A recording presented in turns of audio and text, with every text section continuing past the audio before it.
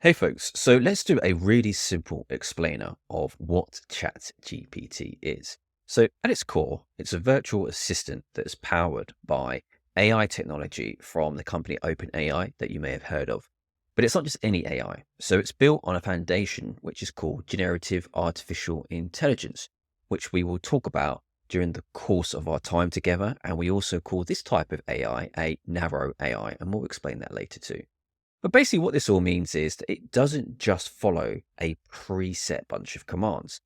What it does instead is generate responses by drawing on a kind of vast reservoir of all of the data it has been trained on.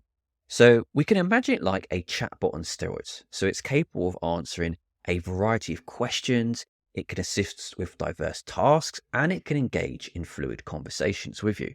And that's the key part of the name Chat GPT. It is about continuing a conversation. So it's very much not about using one prompt and then moving on from there.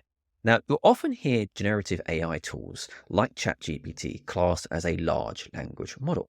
So, a large language model, or LLM for short, is a type of artificial intelligence algorithm that uses deep learning techniques and massively large data sets to understand, summarize, generate, and predict new content. And this is the output that you see from these tools at the moment in time. So some key facts about ChatGPT. As I said, it is a large language model created by OpenAI. It only took 5 days for it to reach 1 million users when it was launched in November 2022.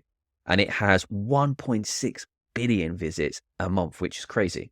But key to note, ChatGPT right now at the recording of this has no access to the internet.